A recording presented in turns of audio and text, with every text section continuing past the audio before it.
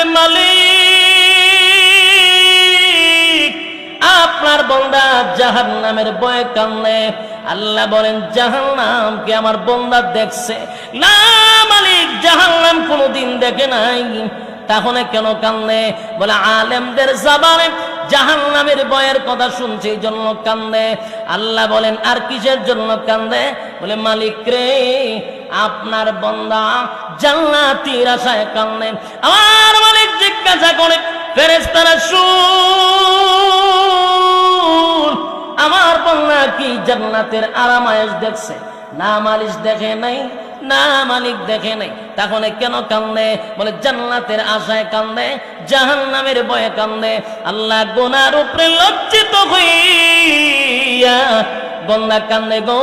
আল্লাহ বলেন নজুলে রহমতের সময় তার জিন্দেগির গুনার উপরে লজ্জিত হয়ে গেছে। যেই সময় পশু পাখিরা ঘুমায়া যায়, যেই সময় মানুষ তার স্ত্রী পুত্র লইয়া ঘুমায়, ঠিক এই মুহূর্তে বান্দা আমি আল্লাহর কুদরতি পায়ে পড়িয়া বান্দা কান্দে। আমি আল্লাহর কুদরতি, আমি আল্লাহর রহমতের মধ্যে জোশ উঠে গেছে। বান্দা ওয়াদা দিলাম, বান্দায় যদি চোখের পানি ছেড়ে দিয়া কান্না শুরুই করে দিল, লজ্জিতই হয়ে গেল, আমিও ফেরেশতাদেরকে সাক্ষী রেখে ওয়াদা করলাম আমার বান্দার সমস্ত গুনাহ, চোখের পানিটা নাকের ডগায় আসার আগে আগে জিন্দেগির সব গুনাহ মাফ করে দিলাম। প্রশ্ন হলো, ইমানদার, আমরা তো ইমানের দাবি নিয়ে এখানে বসছি, কেউ কিন্তু বেঈমান হইয়া বসি নাই গো। সবার ভিতরে ইমান আছে, দাড়ি আছে, টুপি আছে, নামাজ পড়ি, সর্বদিক মিলাইয়া ইমানদার দাবি করে প্যান্ডেলের ভিতরে ঢুকলাম। এখন আমাদেরকে ইমানের দাওয়াত দেওয়া হয় কেন? কথা কন। আল্লাহ বলেন ইমান আনতে হয়। ইমান তোমরা আনছি কারণ আমরা ইমানদার দাবি করি বসছি, কিন্তু এরপরও আমাদের কাছে ইমান মাপার কোন থার্মোমিটার নেই। না আছে? ইমান মাপার থার্মোমিটার যদি থাকতো, আর এটা দিয়া যদি মাপ দেওয়া হতো, তাহলে দেখতেন বক্তা শ্রোতা উভয়ের ইমানের কোটা জিরোতে দেখা দিত। কথা হয় না? কারণ আমরা কোন কথা ইমান যায়, কোন কথা ইমান আয় জানি না। ইমান মাপার কোন থার্মোমিটার আমাদের কাছে নাই রে। এই জন্য আমরা সুদ খায়াও ইমানদার দাবি করি, ঘুষ খাওয়ার পর ইমানদার দাবি করি, নামাজ না পড়াও ইমানদার দাবি করি, টেন্ডারবাজি সাদাবাজি কইরাও ইমানদার দাবি করি, খুন বদমাশি কইরা ইমানদার দাবি করি, এরপরে দর্শনের সেঞ্চুরি করার পর ইমানদার দাবি করি, আর লুটপাট করার পর ইমানদার দাবি করি। বাস্তব না বাস্তব? এর একটা কারণ হলো ইমান মাপার কোন থার্মোমিটার নাই, যার কারণে সবাই দাবি কইরা বসে রয়েছি আমরা ইমানদার ইমানদার। আমরা যদি আসলে ইমানদার হতাম, তাহলে আল্লাহ ইমানদারকে ইমানের ওয়াজ করতো না। যুবক ভাই, ইমান এমন একটা বড় নিয়ামত, ইমান সবচেয়ে বড় নিয়ামত। ইমান কেমনে যায় আমরা জানিও না, হাসতে হাসতে ইমান আমরা বিক্রি করে দিই। 5 টাকার চার কাছেও ইমান বিক্রি হয়। কথা হয় না? দি বুড়া বুড়ির সময় এলে দেখবেন লাঙ্গল মার্কায় গিয়া চা খাওয়ায়, বুট কারে দিবি, আপনারই দিব। চা আপনি খাওয়াইছেন, বুট আপনারই দিব। এবার আনারস মার্কা চা খাওয়াইছে, বুট কারে দিবি, আপনারই তো দিব। চা আপনি খাওয়াইছেন বলে হয়। একতারা মার্কা গিয়া জিগায় বুট কারে দিবি, কফি খাওয়াইলাম, বুট কারে দিবি, আপনারই দিব। বলুন তো দেখি বুট কয়টা দিল? কয়জন রে? বুট একটা দিল 3 জন রে। ইমান আছে না গেছে? তাহলে আমাদের অভ্যাস এত খারাপ, 5 টাকার কাছে ইমান বিক্রি হয়। আবার অনেক মানুষ ফার্মেসিতে কদিন আগে আমি গেলাম, দেখি এক বেচারা ডাক্তার রে কইতেছে কালকা ওষুধটা না খেলে মরে গেছিলাম বুকের ব্যথা। তার মানে ওষুধে তারে বাঁচাইছে। এই কথাটাও সাংঘাতিক, আমরা কিন্তু এগুলা বলি। এই কথার দ্বারা ইমান চলে যাওয়ার সম্ভাবনা আছে না নাই? ওষুধ আমাকে বাঁচাইতে পারে না। আবার অনেকে বলে আমার সন্তানটা যদি বিদেশে না থাকতো, না খাইয়া মরতাম। হয়নি? কোন কথায় ইমান যায় আমরা জানি না। যুবক ভাই, আমাদের ইমান দে আমাদের কাছে তাকে না, এটা আল্লাহ বালা কইরা জানে, কথা কয় না?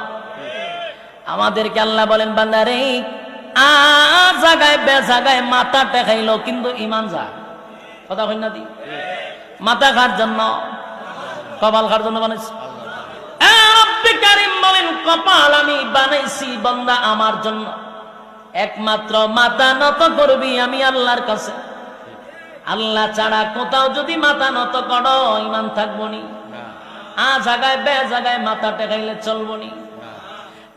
মাজারে দরগায় বাবার পায়ে অমুকের পায়ে তমুকের পায়ে মাথা টেকানো যাইব, ইমান থাকবো নি? তাহলে আমাদের ইমান ঠিক এইভাবেই চলে যায়। এরপর আমরা দাবি করি ইমানদার, কথা হয় না? ইমানের দাবি নিয়া ইমানদার, ইমানের দাবি নিয়া বসে আছি, কিন্তু সকাল বিকাল ইমান চলে যায় আমরা বলতে পারি না। আর ইমান এত দামি, ইমানটা এত দামি এত দামি এত দামি।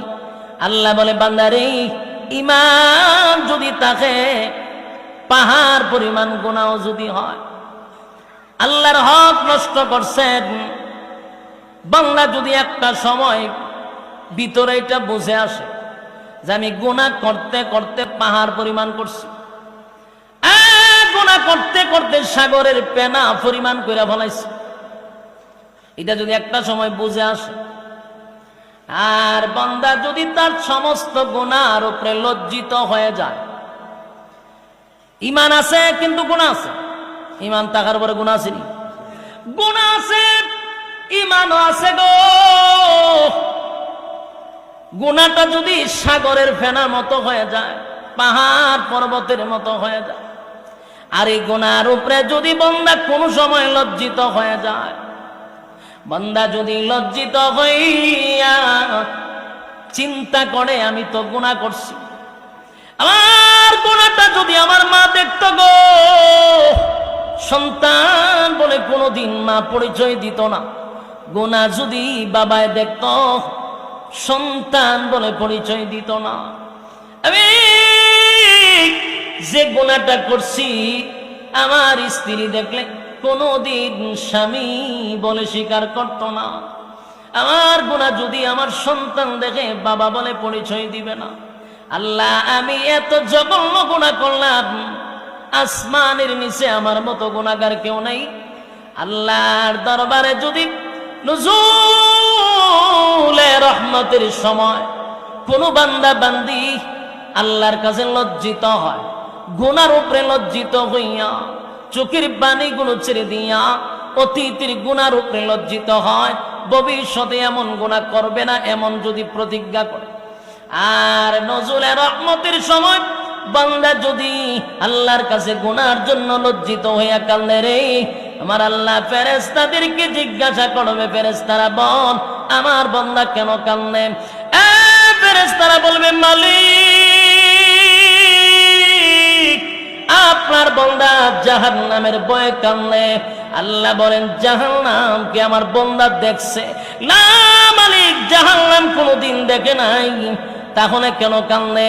বলে আলেমদের জবানে জাহান্নামের ভয়ের কথা শুনছে এই জন্য কান্দে। আল্লাহ বলেন আর কিসের জন্য কান্দে?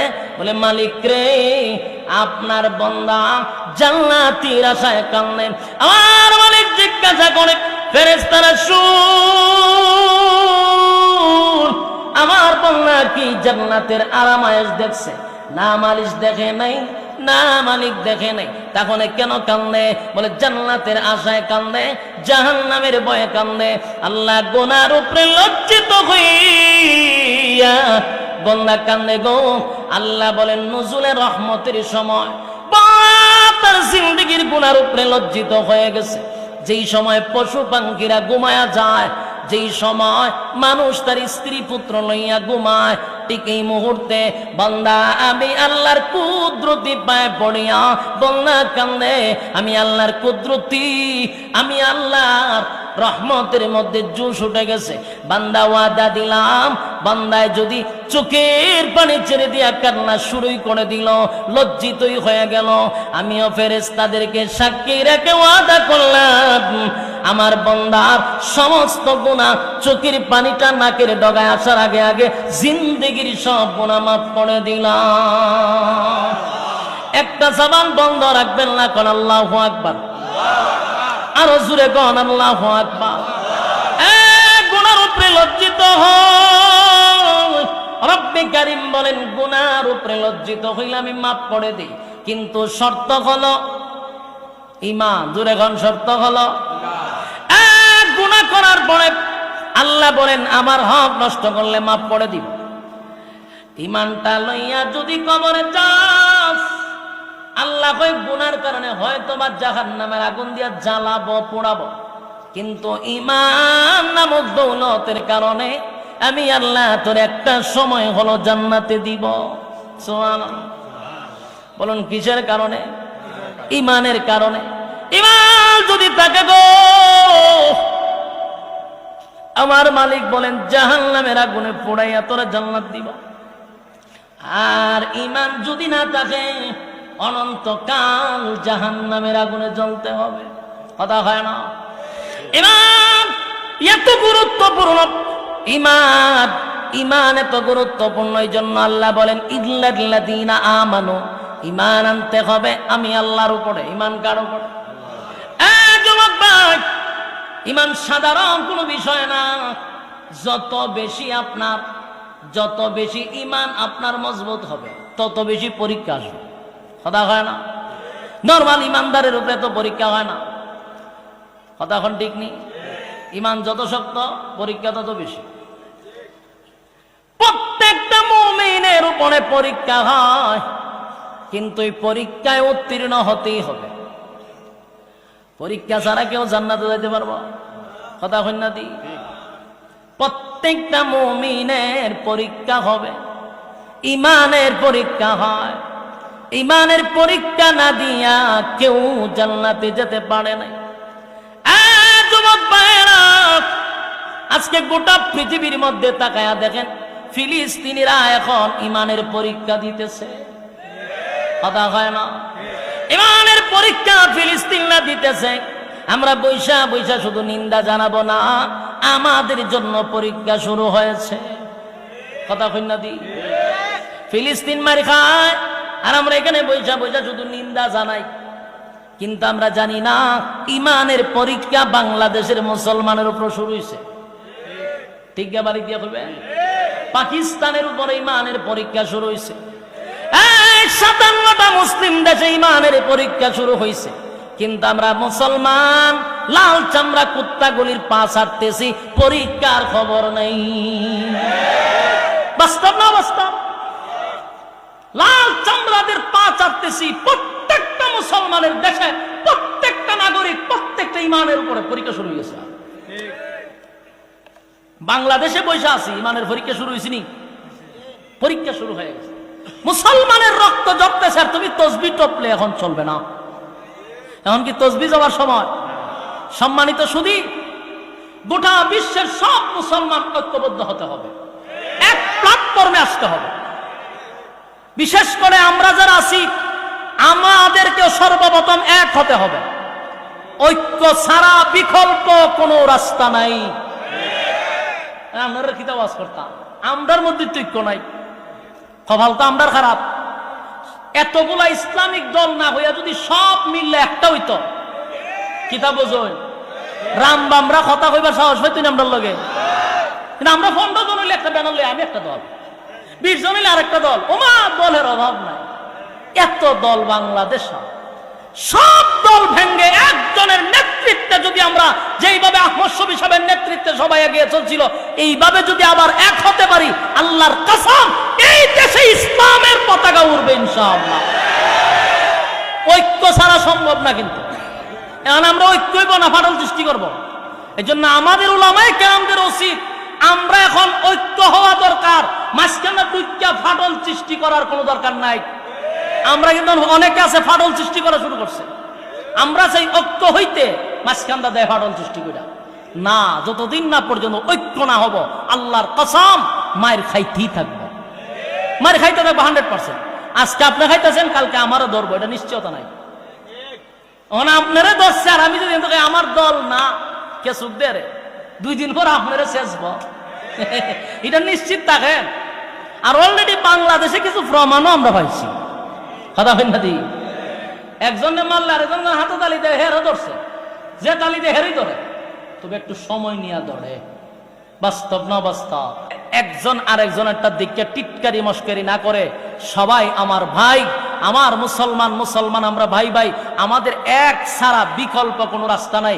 আর আমাদেরকে ফাটল ধরানোর জন্য আমাদের মাঝখানেও কিছু লোক তারা রেডি করে রাখে ফাটল করবার লেগে। বলুন ঐক্য ছাড়া বিকল্প কোনো রাস্তা আছে? গোটা বিশ্বের সব মুসলমানরা যদি আজকে হুঙ্কার দিত, ইসরায়েলি পারত ফিলিস্তিনের উপরে হামলা করত, কিচ্ছু লাগে না। আমাদের যতটুকু স্টাডি আছে, এতটুকু গবেষণা করে আমরা যতটুকু বুঝতে পারছি, সবচেয়ে বেশি সম্পদ হলো মুসলমানের হাতে। এর মধ্যে সবচেয়ে বড় সম্পদ হলো তেল। তেলের উপরে সম্পদ আছে না? আল্লাহর কসম, যদি এখন আরব দেশগুলি বলে যে আমরা তেল দেওয়া বন্ধ করে দিব, সব লাল চামড়া কুত্তাগুলি দৌড়ের উপরে থাকবো, শুধু তেল বন্ধ করে দিলে। এই সম্পদ আল্লাহ মুসলমানকে দিছে। কিন্তু দেখেন না, মুসলমান এত বড় সম্পদ পায়, এরা ফাও ছাড়তেছে, তাহলে লাভ হইব কি? পা ছাড়তেছে তারা। খালি মুসলমান একটা হুঙ্কার দিলে আজকে প্রতিদিন সকালে লাশের মিছিল দেখতে হয় না। এর একটা কারণ হলো আমাদের মধ্যে ঐক্যই নাই, ঐক্য নাই। সাবধান, ঐক্য চাই যে কোনো দলের হোক। আমরা ঐক্যের জন্য কোনো তরিকা দেখব না ইনশাআল্লাহ। তরিকা থাকতে পারে, ভিন্ন তরিকা একজন থাকতে পারে, তার তার তরিকার মতো চলতে দেন, কিন্তু মুসলমান হিসেবে আমরা এক প্ল্যাটফর্মে আসতে হবে, এছাড়া বিকল্প রাস্তা নাই। তো আমি জানি আমার কথা বলি আপনাদের কাছে বেশি মজা লাগবে না, কথাটা সবার কাছে যে পছন্দ এমনও না। কারণ আমরা দেশে যেহেতু ফন্ড চললে একটা ব্যানার লয়ে দৌড় মারি, তো সুতরাং আমার এই কথাগুলি আপনাদের কাছে যে পছন্দ হবে এটা আমিও জানি পছন্দ হবে না। কারণ আমরা 20 জন হলে এখন আমি চিন্তা করেন আমার সভাপতি বানাও, আমার নেতা বানাও। এই নেতাগিরি বাপ যতদিন না ছুটবে ততদিন এই বাংলাদেশে ইসলামিক আইন কায়েম কোনোটাই কায়েম হবে না। যতই স্বপ্ন দেখেন ইসলামী হুকুমত কায়েম হবে, কখনো সম্ভব না। কারণ আমার ভিতরে নেতাগিরির বাপ আছে। আমি ফন্ড জংলে সভাপতি হইতাম চাই, ফন্ড জংলে আমি প্রধান অতিথি হইতাম চাই, তো কেমন হইব? যুবক ভাইরা আমার, আল্লাহ বলেন 1 নাম্বার কর্মসূচি হলো ইমান, ইমান, ইমান। আর অলরেডি ইমানের পরীক্ষা কিন্তু শুরু হয়ে গেছে। আমরা প্রত্যেকেই ইমানের পরীক্ষা দিতে হবে। সাহাবায়ে কেরাম জান্নাতের সার্টিফিকেট পাইছে কিন্তু ইমানের পরীক্ষা দিয়া। কতক্ষণ পরীক্ষা ছাড়া সার্টিফিকেট পাইছে? সাউন্ড একটু তুলে দেন, সাউন্ড ঢুকে যায় আওয়াজটা। আমি বলুন, সাহাবায়ে কেরাম যারা জান্নাতে গেছে কি ইমানের পরীক্ষা না দিয়ে গেছে? না পরীক্ষা দিয়ে গেছে? প্রত্যেকটা সাহাবী ইমানের পরীক্ষা উত্তীর্ণ হয়েছে। সুবহান। আমার উপরে তোমার উপরও ইমানের পরীক্ষা হবে। ইমানের পরীক্ষা আসলে আমরা অটল থাকবো, ঠিক কিনা বলেন? ইমানের প্রতি আমরা অটল থাকবো, জীবন দিব কিন্তু ইমান দিব না। রাজি আছি? জীবন দিব, ইমান দিব না। মা এবং সন্তানকে দুজনকে গাছে বাইন্দা মারছে। মা সন্তানরে বলে, বাবা রে, আরো যদি নির্যাতনের মাত্রা বাড়ায়া দেয়, সাবধান, জীবন যদি চলে যায় যাক, ইমান দিবি না। ইসলামের প্রথম যিনি মহিলাদের মধ্যে শহীদ হলো সুমাইয়া রাদিয়াল্লাহু তাআলা আনহা। গাছের সঙ্গে বাইদা সন্তানের সামনে নির্যাতন করছে, কিন্তু সন্তানকে নসিহত করে, বাবা রে, জীবন যদি চলে যায় চলে যাবে, কিন্তু ইমান দেওয়া যাবে না। ইমান দেয় না, কারণ জীবন চলে গেলে জান্নাতের ভিতরে আমার আল্লাহ জীবন দিবে গো, কিন্তু ইমান চলে গেলে আর কোনদিন ইমান পাওয়া যাবে না। ইমানের পরীক্ষা যুগের পর যুগ যারা ঈমান আনছে তাদের উপরে পরীক্ষা আসছে। শুধু আমাদের নবীর সাহাবায়ে কেরামদের যুগে নয়, এর আগেও যারা ঈমান আনছে তাদের উপর পরীক্ষা হয়েছে। কথা কয় না? এক ঈমানের পরীক্ষা আসছে। আল্লাহ রাব্বুল আলামিন রাসূলকে জানায়া দেয়, নবী গো, আপনার আগেও যারা ঈমান আনছে তাদের উপর পরীক্ষা আসছে। একবার পয়গম্বর বসা সাহাবায়ে কেরামরা নবীর কাছে এসে বলে, নবী গো, আল্লাহর কাছে একটু বলেন না, আমরা আর সহ্য করতে পারি না গো নবী। যেই পরিমাণ নির্যাতনের স্টিম রোলার, আল্লাহর কাছে বলেন আমাদেরকে যেন সাহায্য করে। আল্লাহর নবী বলেন, সাহাবীরা রে, তোমাদের আগেও ঈমানের পরীক্ষা দিয়েই তারা জান্নাতে গেছে। সুতরাং ঈমানের পরীক্ষা ছাড়া কেউ জান্নাতে যেতে পারবে না। এক যুবক ঈমানের পরীক্ষা দিতে গিয়া সব এলাকার সব মানুষ শেষ পর্যন্ত ঈমান আইনা আগুনে পড়ছে। ঈমান আনার পরে আগুনে পড়ছে, কিন্তু ঈমান দেয় নাই। রাসূল দুনিয়াতে আসার প্রায় 200 বছর আগের ঘটনা। এক যুবক কালেমা পড়ার কারণে জালেম বাদশাহ নির্যাতন করছে। একটাই অপরাধ, ঈমান কেন আনলো, তার উপরে নির্যাতন শুরু হয়ে গেল। নির্যাতনের স্টিম রোলার চাপায়া দিল। এরপর তাকে বাদশা ডাক দিয়া নিয়া বলে, আমি ছাড়াও কি তোমাদের কোনো খোদা আছে? যুবক ডাক দিয়া বলেন, আমার রব যিনি, তিনি হলেন আল্লাহ, যিনি আসমান আর জমিন সৃষ্টি করছে, যিনি আমারও সৃষ্টি করছে, যিনি আপনাকেও সৃষ্টি করছে, ইনি হলেন আমার রব আল্লাহ। জালেম শাসকের মেজাজটা গরম হয়ে গেল, আমায় ছাড়াও তোমাদের কি খোদা আছে বলা আছে? তাহলে এই ইসলামের দাওয়াত কোথার থেকে পাইলাম? রিমান্ডে নিয়ে যখন অত্যাচার শুরু করলো, যুবক বলে দিল পাদ্রির কথা। পাদ্রি কেউ আইনা এ কিভাবে সাইজ করা শুরু করছে, মারতে মারতে নির্যাতনের স্টিম রোলার চাপায়া দিল। এবারে পাদ্রি যখন বলল, কোথা থেকে তুমি এই দাওয়াত শুরু করছো? আর কেউ আসেনি? বলে না, আমি তারে দাওয়াত দিছি ঈমানের। আরেকজন মন্ত্রী ঈমান আনছে। 3 জনকে এবার মন্ত্রী এবং ওই পাদ্রি দুজনের মাথার উপরে করাত রাখছে। করাত চিনুননি, গাছ দেখানে করাত রাইকা বলে, করাত দিয়ে মাথা দুখণ্ডিত করব। ঈমান ছাড়বি না করাত দিয়ে দুখণ্ডিত করব? চিন্তা করেন ঈমানের কত পাওয়ার। করাত তার কপালে লাগানো। করাত রাইকাই বলেন, জালেম বাদশাহ, ঈমান আনছি এক আল্লাহর উপরে, করাত দিয়া যদি দুখণ্ডিত করা হয়, একটা সেকেন্ডের জন্য ঈমান ছাড়ব না। বলুন, আমি আপনারা সবাই মিললাম এমন পরিস্থিতিতে যদি পড়ি যে আমরা মাথার উপরে করাত আছে, এখানে করাত লাগানো, বলুন তো দেখি আমাদের কয়জনের ঈমান টিকবে? কয়জনের ঈমান টিকবে বলুন? আল্লাহর কাছে দোয়া করেন এমন পরিস্থিতিতে যেন আমাদেরকে আল্লাহ না ফেলায়। কারণ আমরা ঈমান যে দুর্বল, 5 টাকার জন্য আমরা ঈমান বিক্রি করি। কথা হয় না?